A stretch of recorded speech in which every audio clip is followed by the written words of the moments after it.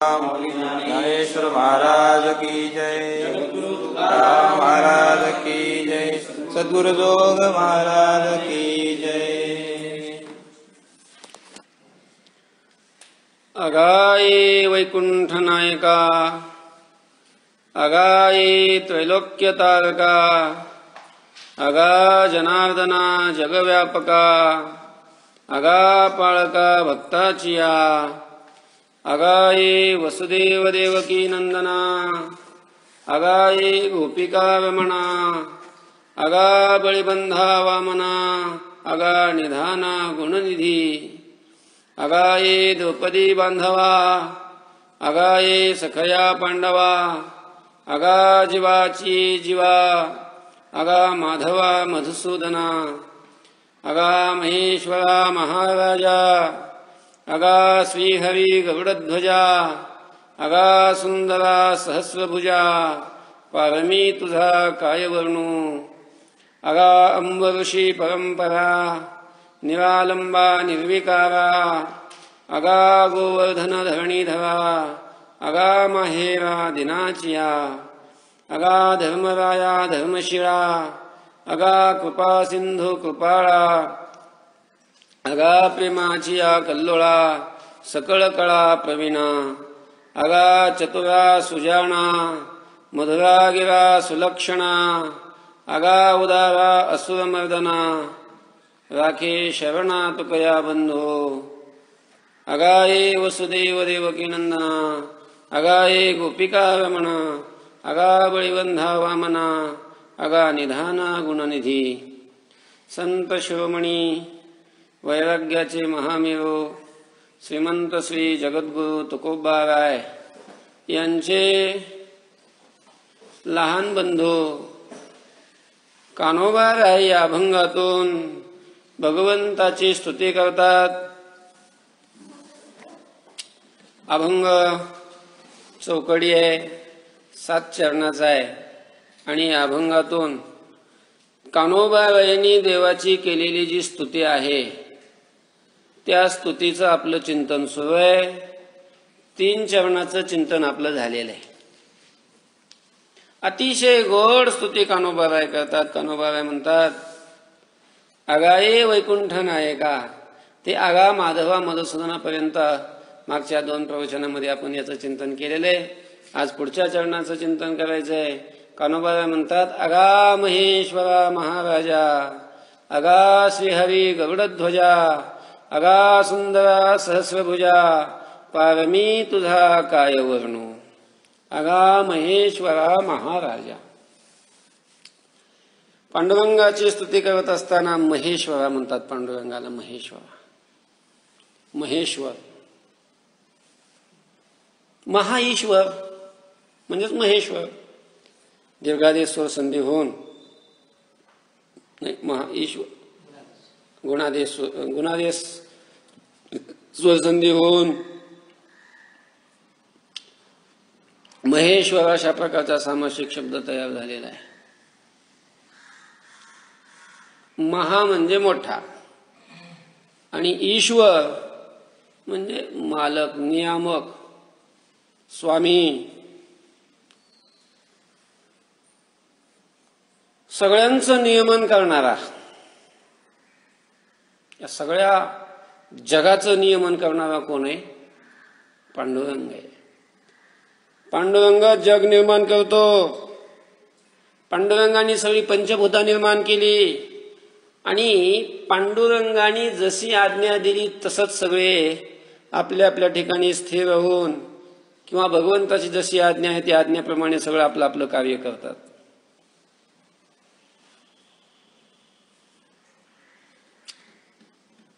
पर्वत, हिमालयासारखे मोठे मोठे पर्वत देवानीच निर्माण केले आणि त्यांना सांगितलं की तुम्ही एका जागेवर बसायचं, हलायचं नाही. ते जर लागले हलायला, ठेवायला लागले, ते त्यांच्या जर मनात आलं पर्वताच्या, जाऊ द्या हिमालयाचं, हिमालय इथून फार दूर आहे, ही भामचंद्र आहे, घोरडा आहे, यांच्या मनात आलं की चला आपण आता आळंदीला प्रवचन चालू आहे, प्रवचनात जाऊ आपण. कसं होईल बरं पर्वत इकडे आल्यावर?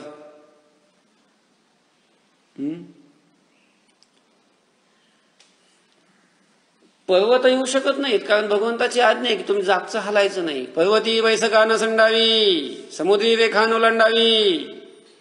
समुद्राने रेषा ओलांडायची नाही, समुद्राला रेषा ओढून दिलेली आहे, या रेषेच्या बाहेर जायचं नाही.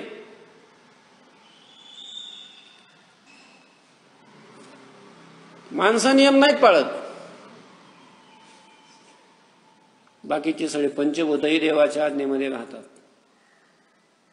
वाऱ्याला सांगितलेलं आहे, वायूला अजिबात एक क्षणभर सुद्धा थांबायचं नाही एका जागेवर, म्हणून वारा अखंड वाहत राहतो. म्हणजे त्याच्या आज्ञे वाचून जगामध्ये काहीच होत नाही, अशी ज्याची सत्ता आहे. सगळ्यांचं नियमन तोच करतो. महेश्वर आहे तो, नियमन करणार आहे, सगळ्यांचं आज्ञेमध्ये ठेवणार आहे. किंवा सगळ्यांच्या अंतःकरणामध्ये राहून सगळ्यांना प्रेरणा करून त्यांच्याकडून तसं कार्य करवणारा तो आहे, म्हणून महेश्वर. परमात्मा देव काय करतो? सगळ्यांच्या अंतःकरणामध्ये राहतो आणि सगळ्यांच्या अंतःकरणामध्ये राहून त्या जीवाकडून त्याचं पूर्वीचं जसं कर्म आहे त्या कर्माला अनुसरून त्याच्याकडून नंतर क्रिया करवतो. ईश्वर सर्वभूतानां हृद्देशे अर्जुन तिष्ठति भ्रमयन् सर्वभूतानि यंत्रारूढानि मायया. यंत्रारूढ अशा प्रकारचे जे जीव आहेत त्यांच्या अंतःकरणामध्ये स्थिर होऊन आपल्या मायेनं त्यांना प्रेरणा करून त्यांना असं फिरवीत राहतो. तोच सगळं हलवतोय, तोच सगळं हे करतोय, तोच सगळ्यांचं नियमन करतो, म्हणून त्याला महेश्वर अशा प्रकारचं म्हणतात. अगा महेश्वरा महाराजा. महाराजा इतर जे असतात ते राजे. काही मांडलिक राजे असतात,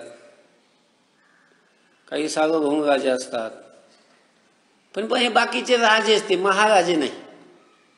या सगळ्या राजांचा राजा कोण आहे? पांडुरंग आहे. सार्वभौम राजा आहे. इतर राजे जे आहेत ते मांडलिक राजे आहेत, ते मर्यादित अशा प्रकारच्या भूमीचे राजे आहेत, मर्यादित क्षेत्राचे राजे आहेत. पण पांडुरंग सगळ्या ब्रह्मांडाचा नायक आहे, ब्रह्मांडाचा राजा आहे, त्रैलोक्याचा राजा आहे, म्हणून महाराजा.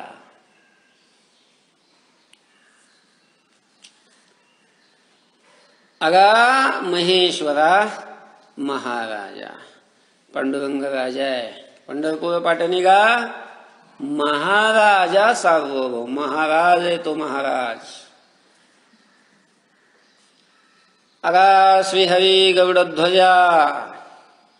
पुढं कान्होबाबाई वर्णन करतात की अरे देवा पांडुरंग अगा श्रीहरी. श्रीहरी म्हटलंय देवाला. काय म्हटलंय? श्रीहरी. श्रीहरी म्हणजे श्री आणि हरी असे दोन शब्द आहेत. श्री म्हणजे लक्ष्मी आणि हरी म्हणजे हरण करणारा. म्हणजे काय? लक्ष्मीचं हरण करणारा. लक्ष्मीचं हरण करणारा. आणि तो लक्ष्मीचं का बरं हरण करतो? हरण शब्दाचा अर्थ हरिण नावाचा पशु नाही. जरा ऐकताना थोडस लक्ष देऊन ऐकत जावा, नाहीतर एकाने रामायण ऐकलं. मग रामायणामध्ये कथा येते कशाची? दंडकारण्यामध्ये असताना पंचवटीमधून रावणाने सीतेचं काय केलं? हरण केलं. एकदम दररोज रामायणाला जायचा, पण दररोज रामायणाला जायचं, पण रामायणाला गेल्यावर तो झोप घ्यायचा. तिथं गेल्यावर कथा सुरू झाली की लोकांना झोपा येतातच, झोपायचा. मग कधी दुसऱ्याने असा चिमटा घेतला, डवसलं की थोडासा तेवढा पोता जागा व्हायचा. मग तेवढ्या पुरतं जागा झालं की त्यांनी ऐकलेलं की सीतेनं रावणानं सीतेचं काय केलं, हरण केलं. हरण केलं. ते ऐकलेलं त्यानं. मग सगळी ते रामायण संपलं, ती भंडारा झाला. पण त्याच्या ते डोक्यात राहिलं किंवा तेवढं ऐकलेलं की रावणाने सीतेचं हरण केलं म्हणतात, असं ऐकलं होतं आपण. नंतर आपण झोपी गेलो, पण ते नेमकं त्या सीतेचं नंतर पुन्हा माणूस झालं का, मनुष्यातून झाली की नाही सीता, का हरणच राहिली, असं दुसऱ्याला विचारलं. का रे म्हणे ते रावणाने सीतेचं हरण केलं होतं, मग ती पुन्हा सीता झाली का नाही, का ती हरणच राहिलं. तर तसं इथं हरण शब्दाचा अर्थ पशु असा नाही, ते हरिण आहे, हरण नाही. पण मराठीमध्ये हरण म्हणतात बोलताना, असं भाषेमध्ये. हरण म्हणजे चोरणं, आपल्याकडे आकर्षित करून घेणं, हिरावून घेणं, याला हरण म्हणतात. जसं अर्जुनाने सुभद्रेचं काय केलं, हरण केलं. भगवान श्रीकृष्णाने रुक्मिणीचं काय केलं, हरण केलं. तसं भगवंताला श्रीहरी म्हणतात. श्रीहरी का म्हणतात, तर यांनी स्त्रीचं हरण केलं. स्त्रीचं हरण, स्त्रीचं म्हणजे स्त्री म्हणजे लक्ष्मी, आणि लक्ष्मीच्या चित्ताचं हरण केलं. ज्यावेळेला समुद्रमंथन झालं, समुद्रमंथनातून ज्यावेळेला आईसाहेब प्रगट झाल्या, झाली का कथा पाठीमाग आपली, झाली ना कथा. मग कितीतरी देव होते, ब्रह्मदेव होते, स्वर्गातला इंद्र होता, कितीतरी देव होते, सगळे इंद्र चंद्र सूर्य सगळे होते. कोणाच्याच गळ्यामध्ये लक्ष्मीनं काय केली नाही, वरमाला घातली नाही. प्रत्येकाच्या ठिकाणी काही ना काही दोष लक्ष्मीला दिसायला लागला. आणि ज्या वेळेला भगवान विष्णूला पाहिलं, कुठलाच दोष नाही, निर्दोषम.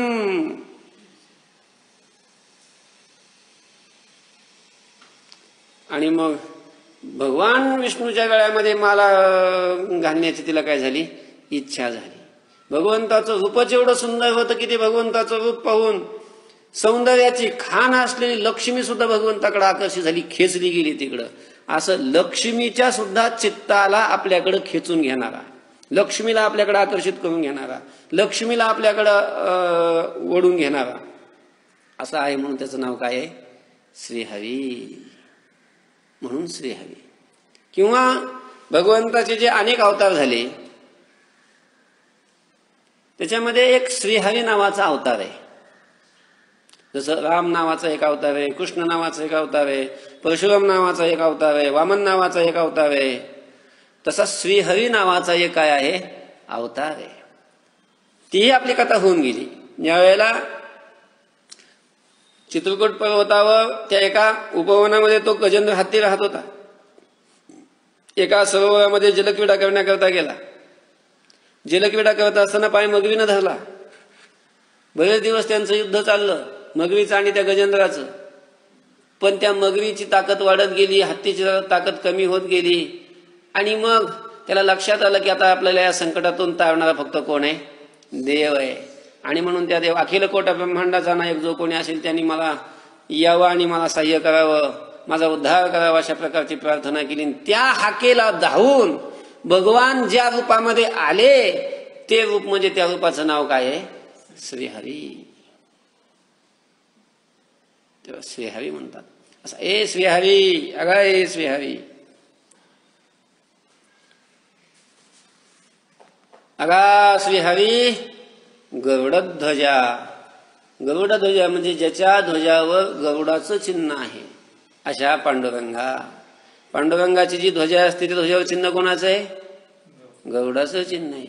वारकरी ज्यावेळेला दिंड्या नेतात, वारकऱ्यांच्या जे दिंड्या असतात किंवा पांडुरंगाची जी पालखी असते, समोर पताके असतात आणि पताक्याच्या समोर गरुड टके असतात. गरुड टके, गरुड टके म्हणजे काय, एक ध्वजा असते अशी मोठी आणि त्याच्यावर गरुडाचं काय असतं, चित्र असतं, गरुडाचं चिन्ह असतं.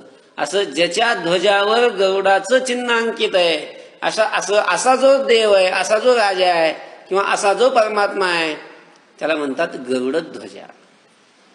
अगा ये गरुडध्वजा, अगा सुंदरा सहस्रभुजा, पारमी तुझा काय वर्णू. अगा सुंदरा सहस्रभुजा. पांडुरंगा तू अतिशय सुंदर आहेस. अगा ये सुंदरा, सुंदर आहेस. किती सुंदर आहे, खूपच सुंदर आहे. पण आता त्याचं सौंदर्याचं वगैरे जास्त वर्णन करायला आता आपल्याला आज अभंग संपवून घेऊ, जास्त नाही लांबवायचं आज. खूपच सुंदर आहे, खूपच सुंदर ते ध्यान शोभे सिंहासनी. सुंदर ते ध्यान बैसले मांडीवरी. सुंदर ते ध्यान उभे विटेवरी. किती प्रमाण आहेत, किती भरपूर प्रमाण आहेत. सुंदर सुंदर सुंदर, इतका सुंदर आहे की राजस सुकुमार. खूपच खूपच सुंदर आहे. सुंदर बरवा, राम बरवा, कृष्ण बरवा, सुंदर बरवा. बाई असा अति अति सुंदर. अगा सुंदरा सहस्रभुजा. पांडुरंगाचं वर्णन करत असताना कान्होबा काय वर्णन करतात? सहस्रभुजा. भुजा म्हणजे काय? हात. भुजा म्हणजे हात. आणि सहस्र म्हणजे हजार हात. हजार नाही, हजारो. हजारो हात आहेत देवाला. हा, हजारो. हो, काय अडचण काय आहे तुम्हाला हजारो म्हटलं तर? आपण आम्ही कधी ऐकलंच नाही तसं हजारो हात आहेत म्हणून. आहेत, अनंत हात आहे देवाला, अनंत. तसं भगवंताच्या हाताचं वर्णन करत असताना आणि वेगवेगळ्या ठिकाणी वेगवेगळ्या रूपाने वर्णन केलेलं आहे. कुठं 2 हाताचं वर्णन आहे, कुठं 4 हाताचं वर्णन आहे, कुठं 1000 हाताचं वर्णन आहे, कुठं अनंत हाताचं वर्णन आहे. पंढरपूरला आपण ज्या मूर्तीचं दर्शन घेतो तिथं किती हात आहेत? 2च हात आहेत. पण तोच ज्या वेळेला विष्णूच्या रूपात असतो त्यावेळेला किती हात आहेत? चतुर्भुज आहे.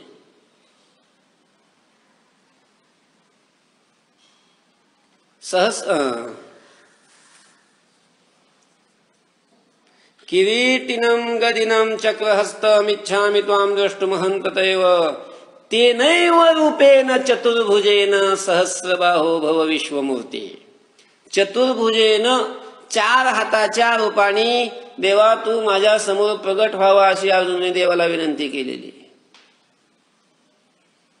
सशंक चक्रम सकिरीट कुंडलम सपीत वस्त्रम सरशीव वीक्षणम सहार वक्षस्थल कौस्तुभ श्रियम नमामि विष्णुम शिरसा चतुर्भुजम.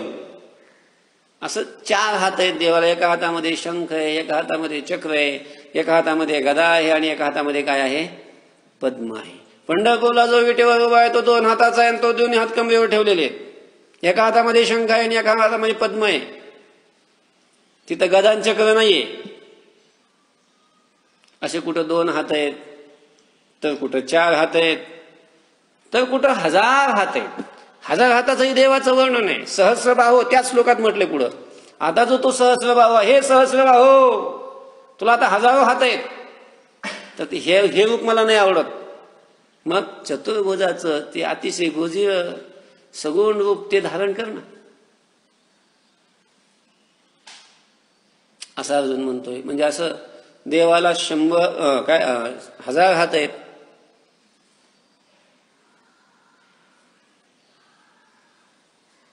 काही ठिकाणी अनंत हाताचं वर्णन केलंय. म्हणजे हजार जरी म्हटलं तरी मर्यादा आली ना. पण अनंत म्हटल्यानंतर काही नाही, मर्यादाच नाही, कसलीच मर्यादा नाही, कसलीच मर्यादा नाही. गीतेमध्येच पहा,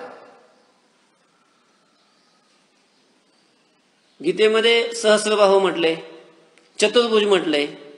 आणि गीतेमध्येच ज्या वेळेला अर्जुनाने देवाचं ते विश्वरूप पाहिलं, देवाला अर्जुनाला ज्यावेळेला ते विश्वरूप दिसलं आणि तो वर्णन करायला लागला, त्यावेळेला हाताचं ज्यावेळेला अर्जुन वर्णन करतो, अनेक बाहू दरवक्त्र नेत्रम. अनेक बाहू, किती हात आहेत?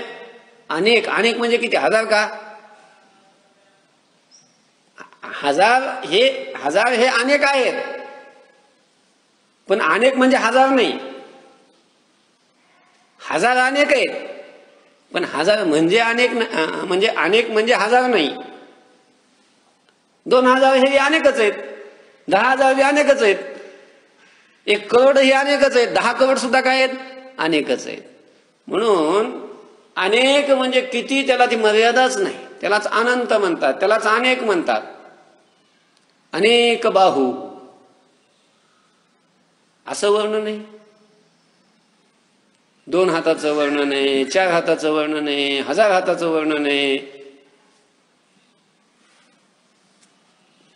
अनंत हाताचं वर्णन आहे. पांडुरंगाचं वर्णन करत असताना त्या आरती, पांडुरंगाच्या आरतीमध्ये वर्णन केलंय, आरती अनंत भुजा विठू पंढरी राजा, आरती अनंत भुजा, आरती अनंत भुजा. पांडुरंगाला म्हणतात, पांडुरंगाची आरती करत असताना की अनंत भुजा, ज्याला भुजा काय आहेत? अनंत अशा प्रकारच्या आहेत. पांडुरंगाला अनंत हात आहेत असं वर्णन आहे. हाताचं वर्णन वेगवेगळ्या प्रकाराने आपल्याला दिसून येतं. अजून एका प्रकाराने हाताचं वर्णन केलेलं आहे गीतेमध्येच. सर्वत पाणी पादम तत् सर्वतोक्षी शिवमुखम. पुढचं जाऊ द्या. सर्वत पाणी, पाणी शब्दाचा अर्थ काय? हात. सर्वतः पाणी, सर्व बाजूने त्याला हात आहेत. आपल्याला कसे 2 हात आहेत आणि ती 2 बाजूला आहेत. पुढून हात आहे का आपल्याला? या बाजूला एक आहे आणि या बाजूला एक आहे. पुढं हात आहे का? नाही. मागं हात आहे का? नाही. असं या बाजूला आहे का? नाही. या बाजूला आहे का? नाही. इकडच्या मागच्या बाजूला आहे का? नाही. फक्त या बाजूला एक आणि या बाजूला एक, असे 2 हात आहेत आपल्याला. देवाला सगळ्याच बाजूला हात आहेत. वरून हात, खालून हात, सगळ्या बाजूला हात आहेत देवाला. सर्वतः पाणी पाहत. या ठिकाणी मात्र कान्होबाबा म्हणतात सहस्रभुजा, अगा सुंदरा सहस्रभुजा, पारमी तुझा काय वर्णू. हे पांडुरंगा, तू सहस्रभुजा आहेस, तुझा पार मी कसं काय वर्णन करू शकेल? माझी बुद्धी अल्प आहे. आणि तुझा पार वर्णन तरी कसा करता येईल? पार शेवट देव कुठं संपतो सांगता येईल? कुठं संपतो देव? देवाचा पार कधी होतो, संपतो सांगता येतं? नाही सांगत. कोण सांगेल? तो संपतच नाही कुठं. तर त्याला पारच नाही तर त्याचा पार कोणाला सांगता येईल? त्याचा पार असेल तर त्याला त्याचा पार सांगता येईल ना. त्याला काय नाही? पारच नाही. हो, तुम्ही सोडली का? सोडली? कधी कधी सोडली? अहो, तुम्ही सोडली का? सोडली, पण कधी सोडली? नाही सांगता येत. का नाही सांगता येत? मग अजून चालू आहे का? चालू आहे अजून? नाही. मग कधी सोडली सांगा ना. सांगता नाही येत. का नाही सांगता येत? सोडली का म्हणजे काय सोडली का? लाज नाही म्हणलं मी म्हणलं दारू सोडली का? काय दारू सोडली? सोडली का नाही? नाही सोडली. मग चालू आहे अजून? नाही चालू. मग कधी सोडली? सांगता नाही येत कधी सोडली ती. का नाही सांगता येत? अहो, जर ती अगोदर पित असतील तर सांगता येईल ना. सोडावी कधी लागते? जे पित असतात, ज्यांना पिण्याची सवय आहे, दररोज जे पितात, ज्यांना पिल्याशिवाय जमतच नाही, मग ते सोडू शकतात, त्यांना सोडता येते. आता जो कधी पितच नाही त्यानं कसं काय सोडायची? त्याला सोडता नाही येत. आणि जर सोडलीच नाही तर मग मी विचारलं कधी सोडली, काय सांगता येईल? कधी सोडली तुम्हाला सांगता येतं का? आता तुम्ही कधी सोडली हो? का नाही सांगता येत? सांगता का नाही येत? कारण सोडलीच नाही. ज्यानं सोडली त्याची सांगता येईल कधी सोडली ती. ज्यानं सोडलेली आहे त्याची कधी सोडली ती सांगता येईल. कशी सोडली ते सांगता येईल. का सोडली ते सगळं त्याचं सगळं सांगता येईल. सगळ्या बाजूने त्याचं चिंतन करता येईल. आपण ज्यांनी पितच नव्हते, ज्यांना मग सोडायचाच प्रश्न नाही, मग तो सोडायचाच प्रश्न नाही तर मग ती काय सांगतील कधी सोडली ते? कोणाला सांगता येईल कधी सोडली ते? तसं देवाचा पार अमक्या ठिकाणी होतो, देव इथं संपतो, हे कोणाला सांगता येईल? ज्याने तो शेवट पाहिला तिथं. मग तिथं देवाचा शेवट व्हायला पाहिजे ना. पण देवाचा शेवट कधी होतच नाही ना. देव कुठं नाही, कुठंही गेलं तर देव आहेच. त्याच्यामुळं देव अमक्या ठिकाणी संपला, आता इथून पुढे देवाचं देव नाही आता, असं कोणी पाहिलं का? कोण वर्णन करेल मग त्याचं? मग कान्होबा म्हणतात, तुझा पार मी कसं काय वर्णन करीन? येईल मला वर्णन करता? नाही. पार मी तुझा काय वर्णू, मी असमर्थ आहे तुझं वर्णन करण्याकरता. अगांब ऋषी परंपरा निरालंबा निर्विकारा, अगा गोवर्धन धरणीधरा, अगा माहेरा दिनाचिया, अगा अंब ऋषी परंपरा. आज एकादशी आहे बरं, एकादशीला आली कथा चांगली. अगा अंब ऋषी परंपरा. पांडुरंगाचं वर्णन करताना कान्होबा म्हणतात अंब ऋषी परंपरा. परंपरा कोणाची परंपरा? अंब ऋषीची परंपरा. अंब ऋषी कोण आहे? कोण देवाचा भक्त आहे, एक राजा आहे, इक्ष्वाकू वंशामध्ये जन्माला आलेला एक राजा आहे, महान भगवत भक्त, चक्रवर्ती राजा. पण चक्रवर्ती राजा असून सुद्धा या अंबरीश राजानी, अंबऋषी राजानी देवाच्या ठिकाणी आपली सगळे इंद्रिय समर्पण केलेले होते, आपलं सर्वस्व त्यांनी देवाला समर्पण केलेलं होतं. काय योग्यता असेल त्या अंबऋषी राजाची तुम्ही ध्यानात घ्या. या अंबरीश राजाने एक वेळेला अश्वमेध यज्ञाचं करण्याचं ठरवलं होतं. तसं प्रभू रामचंद्रांनी अश्वमेध यज्ञ केला. मग त्या अश्वमेध यज्ञाकरता घोडा सोडावा लागतो, यज्ञाचा घोडा, आणि तो श्यामकर्ण असावा लागतो. श्यामकर्ण घोडा सोडावा लागतो यज्ञासाठी. आणि श्यामकर्ण म्हणजे काय? श्याम म्हणजे काळा आणि कर्ण म्हणजे कान. ज्या घोड्याचे कर्ण म्हणजे कान काळे आहेत असा घोडा सोडावा लागतो. एक घोडा असा लागतो तो सोडण्याकरता. पूर्ण घोडा पांढरा, त्याच्या अंगावर इतकाही काळा डाग नसायला पाहिजे आणि फक्त कान काळे पाहिजे. पूर्ण पांढरा आणि फक्त त्याचे कान काळे असा जो घोडा असतो त्याला काय म्हणतात? श्यामकर्ण म्हणतात. आणि अश्वमेध यज्ञाकरता असा घोडा पाहिजे असतो. अंबरीषेच्या मनात आलं आपण अश्वमेध यज्ञ करावा. मग अश्वमेध यज्ञाची तयारी झाली आणि घोडा लागतो. घोडा आणण्यासाठी अश्वशाळेमध्ये पाठवलं. बघा बघा आपल्या अश्वशाळेमध्ये घोडा आहे का म्हणून. श्यामकर्ण एखादा घोडा आहे का? अश्वशाळेमध्ये अगोदर एकही श्यामकर्ण घोडा नव्हता. पण अंबरीष राजाला अश्वमेध यज्ञ करायचा आहे आणि त्याच्याकरता श्यामकर्ण घोडा लागतो. भगवंताच्या कृपेनं एका रात्रीमध्ये अश्वशाळेमध्ये असणारे सगळे घोडे श्यामकर्ण झाले. काय भगवंताची कृपा असेल त्या अंबरीष राजावर.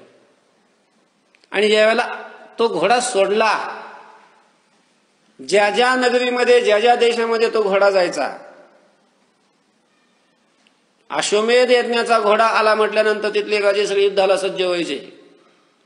पण अश्वमेध यज्ञाचा घोडा आहे, पण नेमका घोडा कोणाचा आहे असं ऐकल्याबरोबर नुसतं अंबरीष राजाचा घोडा म्हटल्याबरोबर सगळे राजे शरण यायचे. आणि ती भीती बाळगून नाही, भीतीनं शरण नव्हते येत. मग अंबरीष राजा म्हणजे एक फार मोठा भगवत भक्त आहे, महात्मा आहे या भावनेतून. म्हणून अंबरीश राजाला अश्वमेध यज्ञ करण्याला आपली काही हरकत नाही, अशा भावनेतून सगळे राजे शरण यायचे. एवढा अधिकाराचा असलेला हा अंबरीश राजा, आणि एवढं त्याचं ऐश्वर्य असून, एवढा अधिकार असून, भगवत भक्तीमध्ये आपले सगळे इंद्रिय त्यानं लावलेले होते.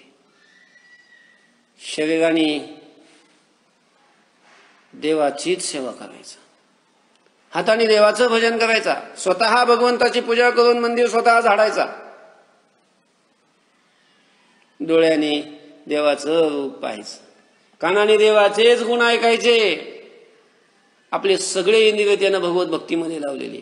डोळे तुम्ही घ्यावे सुख, पहा विठोबाचे मुख, तुम्ही ऐकावे कान, माझ्या विठोबाचे गुण, मना तेथे धाव घेई माझ्या विठोबाच्या पायी.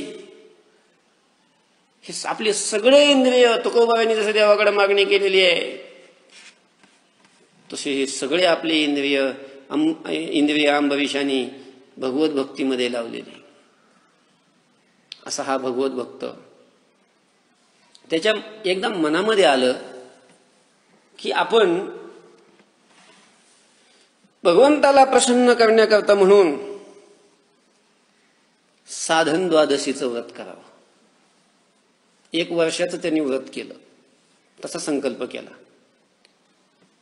आहे व्रत एकादशीचंच, पण त्याला नाव आहे साधन द्वादशी.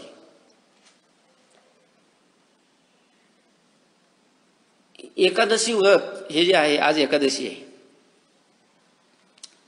एकादशी हे एक व्रत असं आहे की मनुष्य म्हणून जो जन्माला आलेला आहे तो प्रत्येकाने हे व्रत करायला पाहिजे. कुणीही असो, कुणीही असो, कोणत्या जातीचा, कोणत्या पंथाचा, कोणत्या वर्णाचा, कोणत्या संप्रदायाचा, कोणत्याही देवाचा भक्त असो, त्यांनी एकादशी व्रत केलंच पाहिजे. वैष्णवाने तर केलंच पाहिजे, पण वैष्णव नाही, शैव आहे, शंकराचा भक्त आहे, त्यांनी सुद्धा एकादशी व्रत केलंच पाहिजे. गणपतीचा भक्त आहे, गणपती आहे, त्यांनी सुद्धा एकादशी व्रत केलंच पाहिजे. तो देवीचा भक्त आहे, शाक्त आहे, त्यांनी सुद्धा एकादशी व्रत केलंच पाहिजे. सूर्याचा भक्त आहे, सौर्य आहे, त्यांनीही एकादशी व्रत, कोणत्याही देवतेचा भक्त असला तरी एकादशी व्रत हे आताच्या भाषेत, इंग्रजी भाषेमध्ये काय म्हणतात त्याला, कंपल्सरी. कंपल्सरी. जसं मुलांनी शाळेत ऍडमिशन घेतलं का, तर ते कॉलेजला गेल्याच्या नंतर, म्हणजे महाविद्यालयात गेल्याच्या नंतर असे काही विषय त्यांना निवडून घेता येतात. नाही आपल्याला हा विषय नाही लागला, आपल्याला हा घ्यायचा. पण इंग्रजी हा एक विषय असा असतो, तुम्ही कोणत्याही कॉलेजला ऍडमिशन घ्या, तिथे इंग्रजी विषय त्यांना घ्यावाच लागतो. इंग्रजी ही कशी आहे, कंपल्सरी. तसं मंगळवार धरा, मंगळवाराचं व्रत करा न करा, कंपल्सरी नाही, तुमच्या इच्छेवर आहे. ज्यांना करायचं ते करू शकतात. शुक्रवार ज्यांना करायचं ते करू शकतात. सोमवारचं ज्यांना करायचं ते करू शकतात. ज्यांना नाही करायचं नाही करत. चतुर्थी ज्यांना करायची ते करतात, ज्यांना नाही करायची नाही करत. बाकीची जी सगळी व्रत आहेत ही कंपल्सरी नाहीत. पण एकादशी हे एक व्रत असं आहे की ते सगळ्यांनीच केलं पाहिजे, सगळ्यांनीच करावं. आणि या अंबरीशाने ठरवलं आपल्याला साधन द्वादशी व्रत करायचे. एकादशी व्रत कसं असतं, या एकादशी व्रताचा आरंभ दशमीपासून होत असतो. दशमी व्रताचा आरंभ दशमीपासून. हे 3 दिवसाचं व्रत असते एकादशी. म्हणजे आहे नाव एकादशी, पण आहे 3 दिवस. दशमीपासून याची सुरुवात आहे. दशमीला एक भुक्त, फक्त दुपारी जेवण करायचं. आणि दुपारी जेवण करून संध्याकाळी पिक्चर पाहत बसायचं मोबाईलमध्ये, असं नाही त्याचा अर्थ. दिंडीचा वगैरे समारंभ करायचा, भजन करायचं, नामस्मरण करायचं दशमीच्या दिवशी. एकादशीच्या दिवशी पहाटे लवकर उठून स्नान संध्या वगैरे सगळं करून भगवान महाविष्णूची पूजा करायची आणि संकल्प करायचा भगवंताच्या समोर एकादशी व्रताचा. दिवसभर उपवास करायचा, काही खायचं प्यायचं नाही यथाशक्ती. जर जमलं तर काहीच खाऊ नये, सहन होत असेल तर. नसेल तर मग दूध प्यावं, त्याच्यावर भागत नसेल तर फळ खावं. फळ खाऊ नाही जमत नसेल तर एखादी वाटी तूप प्यावं. तरी जमत नसेल तर मग फराळ करावा. एक वेळेला काय करावा? फराळ करावा. एक वेळेला नसेल फळ 3 टाइम खावं कच्चून, पण एकादशी व्रत करावंच. एकादशी व्रत हे केलंच पाहिजे. पण आता अंबरीशानं तर व्रत हे केलेलं होतं. एकादशीच्या दिवशी निराहार राहून द्वादशीच्या दिवशी पारणा करायची. एक वेळेला जेवण करायचं, 3 वेळेला जेवण करायचं नाही दररोजच्या प्रमाणे. असं हे एकादशी व्रत असतं. पण काय, एकादशीच्या दिवशी निराहार राहून एकादशीच्या दुसऱ्या दिवशी पारणा करायची. पण पारणा कधी करायची याचा काही नियम नाही. एकादशी संपल्यानंतर दुसऱ्या दिवसाची जी तिथी आहे, मग ती द्वादशी असो किंवा त्रयोदशी असो, कधीही पारणा केली तरी चालते, असा जर नियम असेल तर या व्रताला एकादशी व्रत म्हणतात. याला काय म्हणतात? एकादशी व्रत म्हणतात. कारण कधी कधी कसं असतं, सूर्योदयाला जी तिथी असते ती तिथी त्या दिवशी समजली जाते, पण काही वेळाने ती तिथी संपून जाते, पुढे तिथी बदलते. पण मग पारणा करायला उशीर झाला तर त्रयोदशी लागते. समजा एकादशी आहे आणि एकादशीचं आज जर एकादशी असेल, काही वेळेला असं होतं की आज एकादशी संपून दे की द्वादशी लागते. मग आज लागलेली द्वादशी कधी कधी मग उद्याच्या सूर्योदय होऊन मग काही वेळापर्यंत द्वादशी राहते. काही 8, 9, 10 वाजेपर्यंत द्वादशी राहिली की पुन्हा 10 वाजता पुन्हा त्रयोदशी लागते. मग तुम्हाला पारणा करायची कधी? एकादशीचा तर तुम्ही पूर्ण व्रत केलं, एकादशीचा तुम्ही उपवास केला, पण एकादशीचा उपवास केल्याच्या नंतर दुसऱ्या दिवशी तुम्हाला पारणा करायची. पण तुम्हाला पारणा द्वादशीला करायची का त्रयोदशीला करायची? कारण दुसऱ्या दिवशी 2 तिथी आल्या. तुमचा जर नियम असेल नाही आपल्याला द्वादशीलाच पारणा करायची, म्हणजे द्वादशी तिथी संपण्याच्या अगोदर मग पारणा झालीच पाहिजे, असा जर नियम असेल तर याला म्हणतात साधन द्वादशी व्रत. याचं नाव काय आहे? साधन द्वादशी व्रत. आणि नाही वा, एकादशीचं व्रत संपलं की मग नंतरचा दिवस द्वादशी असो किंवा त्रयोदशी असो, कधी आम्हाला पारणा करायला काही हरकत नाही, याला म्हणतात एकादशी व्रत. याला काय म्हणतात? पारणा कधीही चालते असा नियम असेल तर मग एकादशी व्रत. आणि पारणा द्वादशी तिथी संपण्याच्या अगोदरच केली पाहिजे असा जर नियम असेल तर मग त्याला काय नाव येतं? साधन द्वादशी व्रत. आणि अंबरीश राजानं साधन द्वादशी व्रत केलं, 1 वर्षाचं व्रत.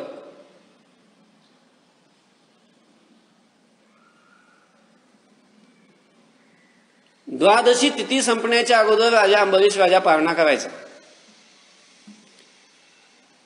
व्रत संपत आलं, वर्षातली शेवटची एकादशी,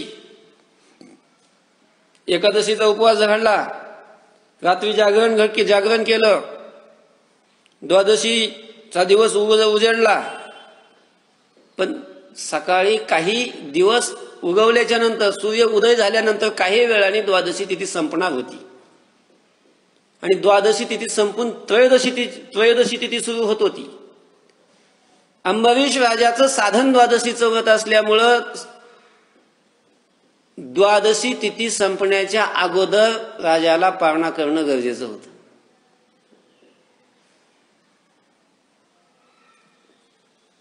एकादशी संपले, जागरण झाले, स्नान वगैरे झालं, भगवान महाविष्णूची पूजा झाली, पारणा राजा करणार होता तेवढ्यामध्ये अंबरीश राजाकडे दुर्वासा ऋषींचं आगमन झालं. आपल्या शिष्यासह सगळे दुर्वासा ऋषी अंबरीशाकडे आले. अंबरीश राजाला किती आनंद झाला. आज आपली पारणा आहे, आपल्या व्रताची सांगता आहे, आणि या सांगतेला न आमंत्रण देता एखादा महात्मा जर येत असेल तर आपलं व्रत काय झालं, सफल झालं असं समजावं. दुर्वास ऋषी बरं एकटे नाही, अनेक हजारो शिष्यासह आलेले. आनंद झाला. यामुळे महाराज माझा आज एकादशी व्रत आहे, आज पारणा आहे, आज व्रताची सांगताय. आल्यानंतर अंबरीशानं त्यांचं स्वागत केलं, पण दुर्वासाने सांगितलं म्हणे, राजन अरे माझं थोडंसं आन्निक वगैरे राहिलेलं आहे, थोडंसं जातो गंगेवरती जातो, स्नान करतो, राहिलेलं ते आन्निक उरकतो आणि येतो. अंबरीश राजाने हात जोडले म्हणे, महाराज अमक्या आता ती वेळ नाही मला सांगता यायची नेमकी किती वाजण्याची ती वेळ होती. अमक्या वेळेपर्यंत द्वादशी तिथी आहे, तो माझं साधन द्वादशी व्रत आहे, त्या वेळेच्या आत मला पारणा करणं गरजेचं आहे. तुम्ही कृपया लवकर या, तुम्ही लवकर या. ठीक आहे म्हणे राजा, येतो. आणि जे दुर्वास ऋषी गेले शिष्यासह आणि जे तिकडंच रमले, तिकडे गंगेमध्ये स्नान करताना अनेक वगैरे ओळखलं, तिथंच रमले, दुर्वास ऋषी काय आले नाही लवकर. इकडं ते द्वादशी तिथी संपण्याची वेळ झाली, काय करावं, ऋषी येत नाहीत. आपण पारणा करावी तर ऋषींचा अपमान होईल, त्यांना आपण आमंत्रित केलेल्या जेवणासाठी. बरं पारणा नाही केली, ऋषींची वाट पाहत बसलो, वर्षभर केलेलं व्रत सगळं वाया जाईल, काही उपयोग नाही होणार. वर्षभराचं व्रत करून काय उपयोग आहे मग. राजाला काही सुचेना. काही विद्वानांना विचारलं तर काय करू, धर्मसंकट आहे, दोन्हीकडून संकट आहे, काय करू, कोणाला काही सांगता येणार. शेवटी अंबरीश राजाने सांगितलं की मला असं वाटतंय दुर्वासांचा अपमान नाही झाला पाहिजे आणि माझी पारणाही झाली पाहिजे. याच्याकरता फक्त एक तुळशीचं पान पाण्यामध्ये बुडून फक्त ते तीर्थ घ्यावं आणि पारणा करावी. ते पाणी घेतलं असल्यामुळं पारणा होऊन जाईल, तुळशीचं पानाचं तीर्थ घेतल्यामुळे ती पारणा होऊन जाईल आणि जेवण केलं असंही होणार नाही, मुळे ऋषीचाही अपमान नाही होणार. सगळ्यांना ते विद्वानांना पटलं. भगवंताचे चरण प्रक्षालन करून ते तीर्थ त्या तुळशीपत्र बुडून ते तीर्थ अंबरीश राजाने घेतलं.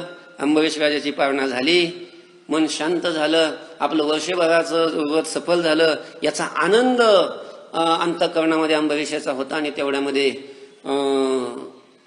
दुर्वास ऋषी आले.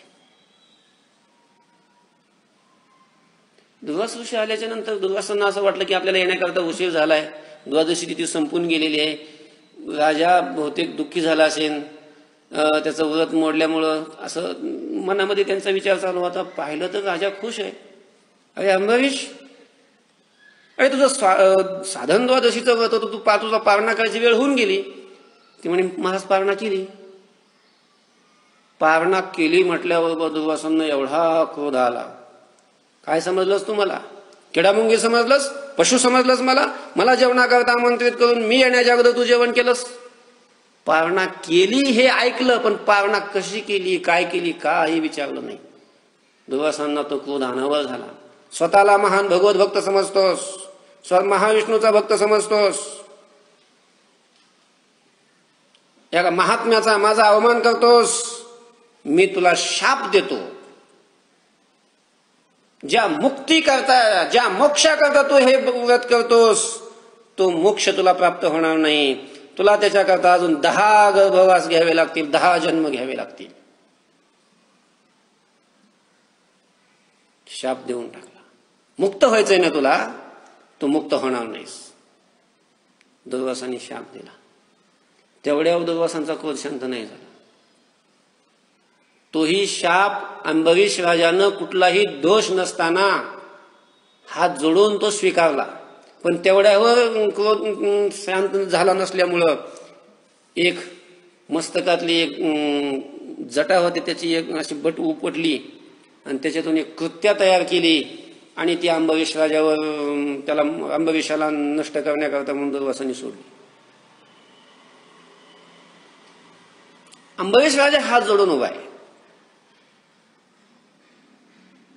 आता भक्ताच्या रक्षणाकरता परमात्म्याने सुदर्शन ठेवलेलं असतं.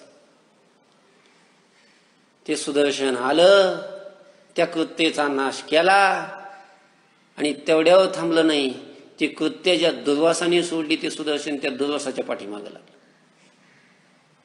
आणि मग दुर्वास घाबरले. मग असं धोतर बितर खाऊन मग लागले पळायला. इंद्राकडे गेले. इंद्रानं पाहिलं काय सुदर्शन आले. मग सुदर्शनाचा प्रतिकार करण्याची ताकद इंद्रामध्ये कुठली?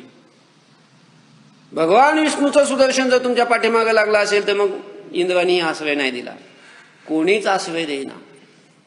त्रैलोक्यात फिरले. सगळ्या लोकांतरामध्ये गेले पण दुर्वासांना कोणी आश्रय देईना. कितीतरी वर्षभर पळत होते.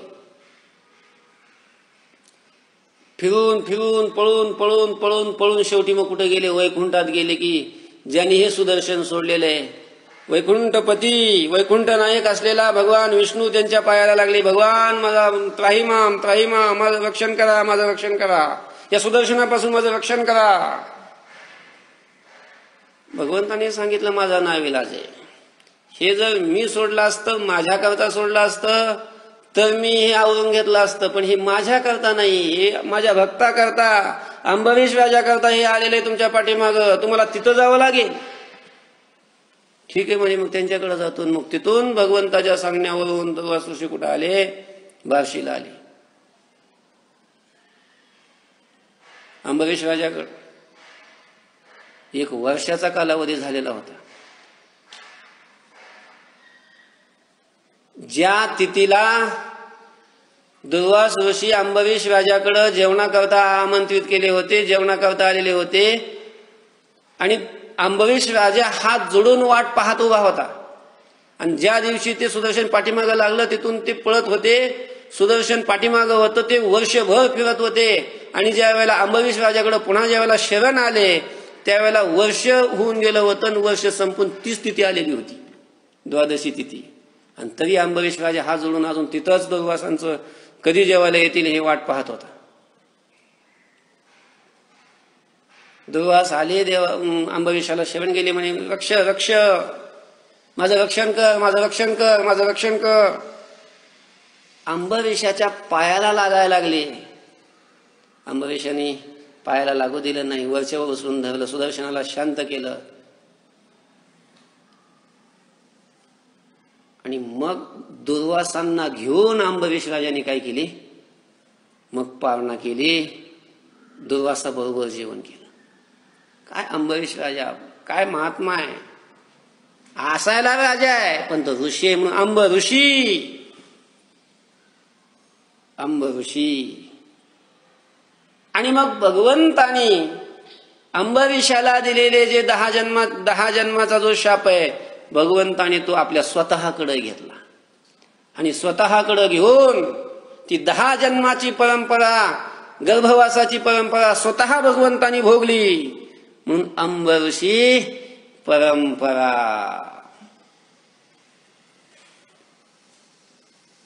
किंवा अंब ऋषीचं रक्षण करून दुर्वासाने दिलेल्या शापातून आणि दुर्वासाने सोडलेल्या त्या ते कृत्येपासून अंब ऋषी राजाचं रक्षण करून अंबरीश राजाने चालवलेली जी भक्ती, जी उपासना, जे हे एकादशीचं व्रत, ही जी आराधना आहे, ही आराधना तशीच पुढे चालू ठेवणारा असा देव तू आहेस. म्हणून अंब ऋषी परंपरा. अगा हे अंब ऋषी परंपरा, निरालंबा निर्विकारा, अगा गोवर्धन धरणीधरा, अगा माहेरा दिनाचिया, अगा निरालंबा निर्विकारा. अगा निरालंबा. निरालंबा आलंब म्हणजे आश्रय, आधार. निरालंब आश्रयरहित. परमात्मा आश्रयरहित आहे. त्याला कोणी आश्रय नाही. तो सगळ्या जगाला आश्रय आहे. तो सगळ्या जगाला आधार आहे. पण त्याला कोणी काही नाही, आधार नाही. आधार रहित आहे. आधार, त्याला कोणीच आधार नाही. सगळ्या जगाला तो आधार आहे पण त्याला कोणीच आधार नाही. म्हणून त्याला काय म्हणतात? निरालंबा. हे निरालंबा निर्विकारा, विकाररहित. परमात्मा कसा आहे? विकाररहित. कसलाच विकार त्याच्या ठिकाणी नाही. तो जन्मत नाही, तो मरत नाही. हा विकार आहे ना. विकाराचे 3 प्रकार आहेत किंवा 6 प्रकार सांगितलेले शास्त्रामध्ये. अस्ति, जायते, जायते अस्ति, वर्धते, विपरिणमते, अपक्षीयते आणि विनश्यती. जन्माचा एक विकार. आपल्या ठिकाणी हे 6 विकार आहेत. जगातली कुठलीही वस्तू असेल तर या प्रत्येक वस्तूच्या ठिकाणी हे षड्विकार आहेत. एक जायते म्हणजे ती वस्तू जन्माला येते. आपण सुद्धा जन्माला आलो की नाही? शरीर जन्माला आलं की नाही? शरीर जन्माला येतं. जन्माला आलेलं शरीर मग त्याला आहे म्हणतात की नाही? आहे म्हणतात. जन्माला आल्याबरोबर जर रडायला लागलं तर आहे म्हणतात. आहे आहे मग आहे हा विकार आहे. अस्ति विकार म्हणतात त्याला. मग ते नंतर हळूहळू मातीचं दूध पिऊन ते मोठं व्हायला लागतं. नंतर अन्न खायला लागतं. मग हळूहळू ते मोठं होतं. याला वर्धते म्हणतात. याला काय म्हणतात? वर्धते. मोठं झालं, जवान होतं, प्रौढ होतं. विपरिणमते म्हणतात. 60-70 पर्यंत मग ते चांगलं राहतं. 60 वर्षापर्यंत. मग तिथून हळूहळू त्याची ताकद कमी व्हायला जाते. शरीरातलं बल कमी होतं. डोळ्यातली जी दृष्टी आहे ती त्याची नजर कमी कमी होत जाते. कानाला ऐकू यायला कमी होत जातं. सगळेच अवयव मग त्याची शक्ती काय होत जाते? कमी होत जाते. याला अपक्षीयते म्हणतात. अपक्षीयते. हळूहळू हळूहळू मग ते शक्ती क्षीण होत होत होत शरीरही क्षीण होत जातं आणि एक दिवशी मरून जातं. विनश्यती. असे षड्विकार आहेत. पण देवाच्या ठिकाणी आहे तो जन्मत नाही. जो जन्माला येतो त्याच्या ठिकाणी हे पुढचे विकार असतात. जो जन्मालाच येत नाही त्याच्या ठिकाणी कशाचे विकार? तो जन्मतच नाही. तो अजन्म आहे. अजोपि सन् वे आत्मा भूतानाम ईश्वरोपि सन्. तो अज आहे. अज. तो जन्मत नाही. न जायते म्रियते वा कदाचिन्नायं भूत्वा भविता वा न भूयः अजो नित्य शाश्वतोयं पुराणो न हन्यते हन्यमाने शरीरे. तो जन्मतही नाही आणि तो मरतही नाही. तो अनादि आहे. अनादि. अनादित्वा निर्गुणत्वात् परमात्मा यमव्यय. तो अनादि आहे. तो जन्मत नाही. तो मरतही नष्टही होत नाही. आणि जन्मतच नसल्यामुळं आता जन्मलाच नाही तर त्याला काय कोणतं कसं काय वाढन? तो वाढलाच नाही तर कसा काय तरुण होईल? तरुणच नाही झालं तर कसं काय म्हातारा होईल? आणि म्हाताराच नाही झालं तर कसं काय मरेल? तो मरतच. कोणताच विकार त्याच्या ठिकाणी नाही. कोणताही विकार त्याच्या ठिकाणी नाही. म्हणून निर्विकारा. अगा ये निर्विकारा. अगा गोवर्धन धरणी धरा. अगा माहेरा दिनाच्या. अगा गोवर्धन धरणी धरा. कान्होबाबा म्हणतात, देवा तू गोकुळामध्ये असताना, गाई राखत असताना तो इंद्राचा यज्ञ बंद केला आणि इंद्राचा यज्ञ बंद केला. इंद्र कोपला आणि संवर्तक मेघाला आज्ञा दिली. त्यांनी पाऊस पाडा आणि गोकुळाचा सगळा ठाव ठिकाणा नष्ट करून टाका. गोकुळीचा ठाव वरून येदी. तो संवर्तक मेघ आला. पाऊस सुरू झाला. सगळे लोक घाबरली आणि मग तू काय केलं? गोवर्धन उचलला. आपल्या एका हातावर एका करंगळीवर गोवर्धन धरला आणि सगळ्या गोकुळवासियांचं संरक्षण केलं. गोवर्धन धरणी धरा. गोवर्धनाला धरणारा, धरणीला धरणारा. धरणी म्हणजे पृथ्वी. पृथ्वीला ज्याने आपल्या मस्तकावर धारण केलं शेषाच्या रूपामध्ये, असा गोवर्धन धरणी धरा. अगा माहेरा दिनाचिया. अगा दिनाचिया माहेरा. अरे पांडुरंगा, जे तुझे भक्त आहेत, जे दीन आहेत, त्यांचं तू माहेर आहेस. माहेर म्हणजे तू त्यांचा मायबाप आहेस. त्यांच्याशिवाय तू त्यांना कोण आहे? तूच त्यांचा आधार आहेस. असा दिनाचा माहेर असणारा देवा पांडुरंगा, अगा माहेरा दिनाचिया. अगा धर्मराया धर्मशिळा. अगा कृपा सिंधू कृपाळा. अगा प्रेमाचिया कल्लोळा. सकळ कळा प्रवीणा. अगा धर्मराया धर्मशिळा. हे देवा धर्मराया, तू धर्माचा धर्म राजा आहेस. तू धर्माची तू मूर्ती. पाप पुण्य तुझे हाती. यत्र यत्र धर्मः तत्र तत्र कृष्णः, यत्र यत्र कृष्णः तत्र तत्र विजयः. जिथं धर्म आहे तिथं कृष्ण आहे, आणि जिथं कृष्ण आहे तिथं काय आहे? विजय. धर्म हे ते तुझं स्वरूप आहे. धर्म निर्माण तूच केला. धर्माला जीवनही तूच देतोस. लोकांना धर्माने वागायला शिकवतोस आणि स्वतःही धर्माने काय करतोस? वागतोस. धर्मानी वागणं, धर्मानी क्रिया करणं हे तुझं शील आहे, शील. म्हणून धर्मशिळा. अगा कृपा सिंधू कृपाळा, अगा प्रेमाची या कल्लोळा. अगा कृपा सिंधू, देवा तू फार कृपाळू आहेस. सागरासारखी कृपा तुझ्या ठिकाणी, सागरासारखी. किती कृपाळू आहे तू. फारच कृपाळू आहे महाराज, फारच कृपाळू आहे. परमात्म्यासारखा कृपाळू जगामध्ये दुसरा कोणी नाही. म्हणून कृपा सिंधू आहेस, कृपाळ आहेस. कृपा सिंधू म्हणजे कृपा तुझ्या ठिकाणी आहे आणि तू कृपा करतो सुद्धा, म्हणून कृपाळा. कृपा करणारा तो कृपाळ, आणि कृपा ज्याच्या ठिकाणी आहे तो कृपा सिंधू.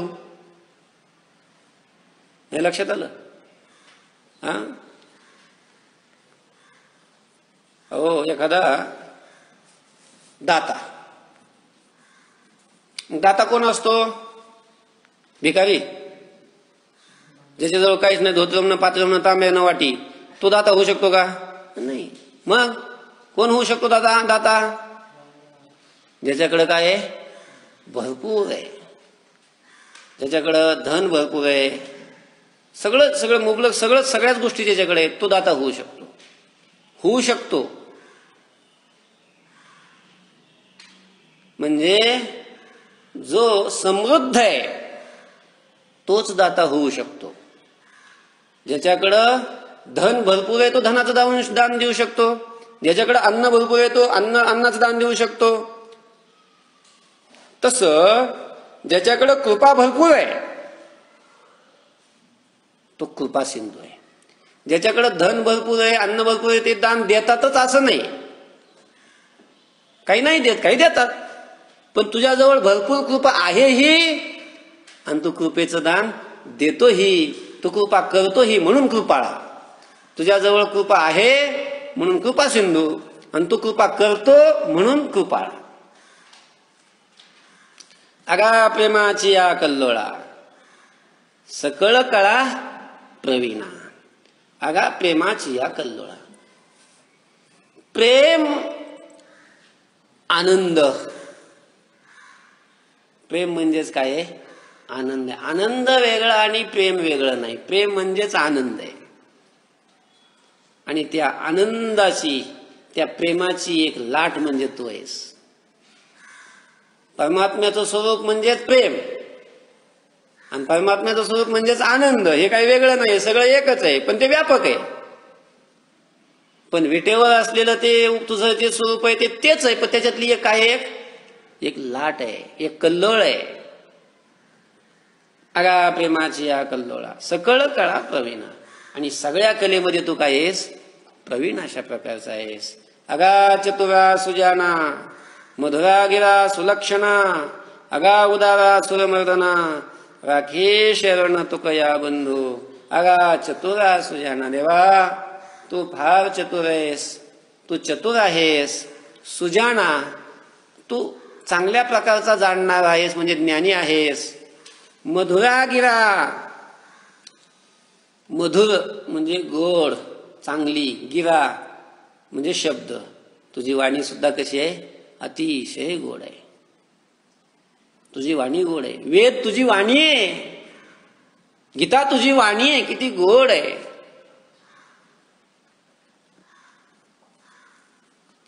सुलक्षणा, अतिशय चांगल्या लक्षणाने युक्त असणाऱ्या देवा.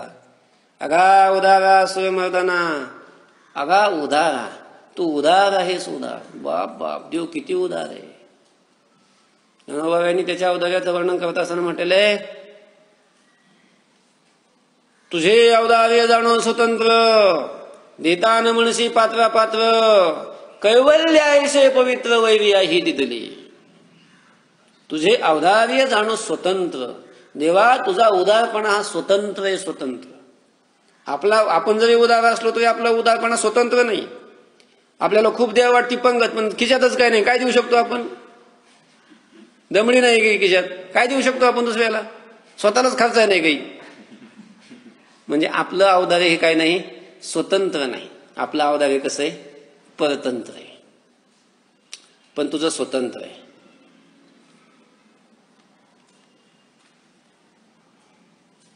देताना म्हणशी पात्रा पात्र. देताना कोणाला द्यावं आणि कोणाला नाही द्यावं याचा विचार तू करत नाहीस. पात्र आणि अपात्र याचा विचार तू करत नाहीस. आपल्याला तसं नाही. आपल्याला पात्र आणि अपात्राचा काय करावा लागतो, विचार करावा लागतो. कोणालाही नाही देता येत आपल्याला. ज्याला द्यायचं त्यालाच द्यावं. जो देण्याला योग्य नाही, जो अपात्र आहे, पात्र नाही देण्याला, त्याला देऊ नये, नाही तर दोष लागतो. दान द्यायचं असेल तरी दान सुद्धा कोणालाही नाही देता येत. पात्र पाहून दान करावं लागतं, पात्र पाहून. आणि पात्र पाहून दान नाही केलं तर दान देऊन नरकात जावं लागतं. पात्र आणि अपात्रतेचा विचार आपल्या करतायत, त्याच्या करता नाही. तो कोणालाही देऊ शकतो. पात्र असेल तरी देऊ शकतो आणि अपात्र असेल तरीही देऊ शकतो.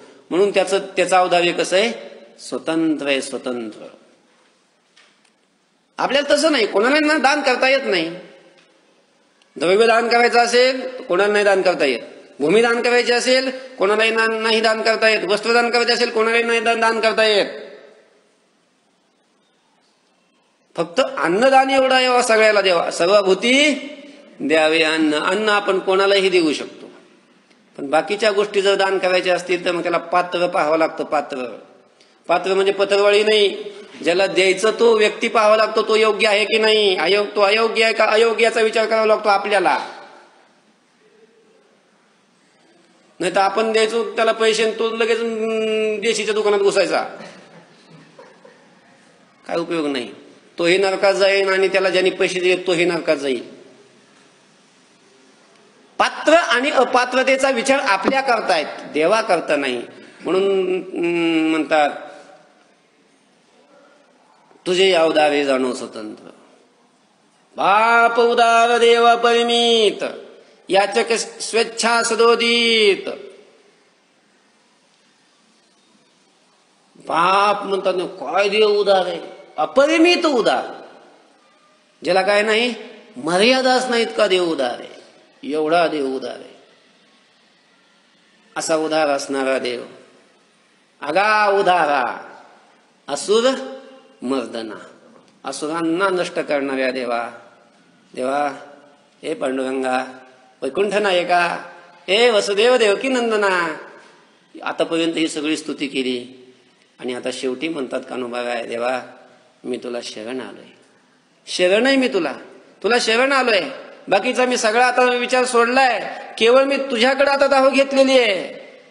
तर तू आता काय कर मला. तू कोण? मी तुकया बंधू. मी तुकाराम महाराजांचा बंधू असलेला मी कान्होबा शरण. आता फक्त तुम्ही एक काम करा, काय राखे. माझं काय करा, रक्षण करा. मला राखा, मला संरक्षण द्या, माझा सांभाळ करा. राखे शरण तुकया बंधू. असं कान्होबाराय स्तुती करून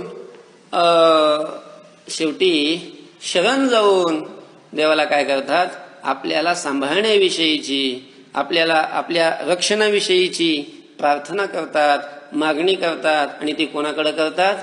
अगाये देवकी नंदना, वसुदेव देवकी नंदना, अगाये गोपिका रमणा, अगा बळीबंधा वामना, अगा निधाना गुणनिधी. पुंडलिक वरदा हरी विठ्ठल, ज्ञानदेव तुकाराम माऊली ज्ञानेश्वर महाराज की. विठ्ठल विठ्ठल विठ्ठल विठ्ठल विठ्ठल. पुंडलिक वरदा हरी विठ्ठल, श्री ज्ञानदेव तुकाराम माऊली ज्ञानेश्वर महाराज की जय. विठ्ठल.